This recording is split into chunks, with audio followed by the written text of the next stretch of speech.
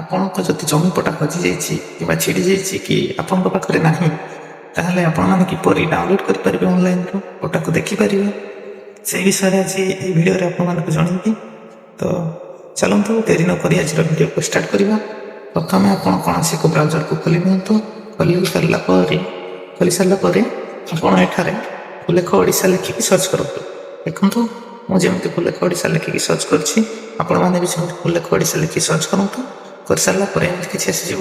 ପ୍ରଥମରେ ଯେଉଁ ଲିଙ୍କଟି ଆସିଛି ତାହାରି ଉପରେ କ୍ଲିକ୍ କରନ୍ତୁ। କ୍ଲିକ୍ କରିସାରିଲା ପରେ ଆପଣମାନଙ୍କ ସାମ୍ନାରେ ଏମିତି କିଛି ଆସିଯିବ। ଭୂଲେଖ ଓଡ଼ିଶାର ସାଇଟ୍ଟି ଖୋଲିଯିବ ଆଉ ଏମିତି କିଛି ଆସିବ। ଆସିସାରିଲା ପରେ ଆପଣମାନେ ଯେଉଁ ଗାଁର ବି ପଟାକୁ ଡାଉନଲୋଡ଼୍ କରିବା ପାଇଁ ଚାହୁଁଛନ୍ତି କିମ୍ବା ଦେଖିବା ପାଇଁ ଚାହୁଁଛନ୍ତି କିମ୍ବା ବାହାର କରିବା ପାଇଁ ଚାହୁଁଛନ୍ତି, ତାହାର ଡିଟେଲ୍ସ ଏଠି ଭରିବା ପାଇଁ ପଡ଼ିବ। ପ୍ରଥମେ ଡିଷ୍ଟ୍ରିକ୍ଟଟି ଭରନ୍ତୁ, ତାପରେ ତହସିଲକୁ ଭରି ଦିଅନ୍ତୁ। ଏଠାରେ ବହୁତ ସାରା ଗାଁ ଗୁଡ଼ାକ ଆସିଛି, ମାନେ ତହସିଲ ଖଣ୍ଡରେ ଯେଉଁ ଗାଁ ଗୁଡ଼ାକ ଯାଇଥିବ ସେଇ ଗାଁ ଗୁଡ଼ାକ ଅଟୋମେଟିକ୍ ଏଠି ଆସିଯାଇଛି। ଦେଖନ୍ତୁ, ତ ଆପଣଙ୍କ ଗାଁ ନାଁଟି ଏଠି ସିଲେକ୍ଟ କରିଦିଅନ୍ତୁ। ତ ଅଟୋମେଟିକ୍ ଆର୍ଆଇଟା ଆସିଯିବ ତଳେ। ଆପଣଙ୍କ ଗାଁଟି ଯେଉଁ ଆର୍ଆଇ ଅଣ୍ଡରରେ ଯାଉଛି, ଯେଉଁ ଆର୍ଆଇ ସର୍କଲ ଅଣ୍ଡରରେ ଯାଉଛି, ସେ ଅଟୋମେଟିକ୍ ଆସିଯିବ ଆର୍ଆଇଟି।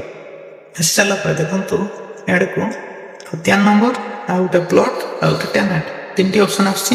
ତ ଯଦି ଆପଣଙ୍କୁ ସେଇ ଖାତାର ନମ୍ବର ଜଣାଅଛି ତାହେଲେ ଏଠାରେ ଆପଣ ଦେଖନ୍ତୁ, ଆପଣଙ୍କ ଖାତା ନମ୍ବରକୁ ସିଲେକ୍ଟ କରନ୍ତୁ। ଯଦି ଖାତା ନମ୍ବର ନାହିଁ ତାହେଲେ ପ୍ଲଟ୍ ନମ୍ବରରୁ ମଧ୍ୟ ଆପଣମାନେ ସେହି ପଟାଟି ଡାଉନଲୋଡ଼୍ କରିପାରିବେ। ଯଦି ପ୍ଲଟ୍ ନମ୍ବର ନାହିଁ ତାହେଲେ ଆପଣ ତିନୋଟି ଅପସନ୍ ଦେଇଛି, ଟେନାଣ୍ଟ ଅପସନ୍କୁ ସିଲେକ୍ଟ କରିକି ଆପଣ ନାଁ ମଧ୍ୟ ଏଠାରେ ସର୍ଚ୍ଚ କରିକି ଦେଖନ୍ତୁ, ଖୋଜିକି ତାହା ସିଲେକ୍ଟ କରିକି ଡାଉନଲୋଡ଼୍ କରିପାରିବେ। ତ ଯେହେତୁ ମୋର ଖାତା ନମ୍ବର ଜଣାଅଛି, ତ ସେଥିପାଇଁ ମୁଁ ଖতিয়াନକୁ ସିଲେକ୍ଟ କରିକି ଏଠି ଖାତା ନମ୍ବରକୁ ସିଲେକ୍ଟ କରିଦେଉଛି। କରିସାରିଲା ପରେ ଭିଉ ଆର ଉପରେ କ୍ଲିକ୍ କରନ୍ତୁ। କ୍ଲିକ୍ କରିସାରିଲା ପରେ ଦେଖନ୍ତୁ, 3 ନମ୍ବର ଖାତାର ଟୋଟାଲି ପଟାଟି ଆସିଯାଇଛି। ଦେଖନ୍ତୁ, ଉପରେ ଯାହାର ନାଁ ଅଛି ସବୁ କିଛି ଆସିଯାଇଛି, ପ୍ଲସ୍ ତଳେ ପଟାର ଯେତେ ସବୁ ପ୍ଲଟ୍ ନମ୍ବର ଅଛି ତାହା ବି ଆସିଯାଇଛି।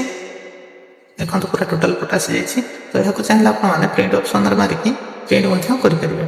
ତ ଏଠି ପ୍ରିଣ୍ଟ ଅପସନ୍ ଦେଇଛି ଯେଉଁ, ଏହାର ଉପରେ କ୍ଲିକ୍ କରିକି ଆପଣମାନେ ପ୍ରିଣ୍ଟ ବି କରିପାରିବେ। ବାସ୍, ଆଜିର ଭିଡ଼ିଓ ପାଇଁ ଏତିକି ଥିଲା।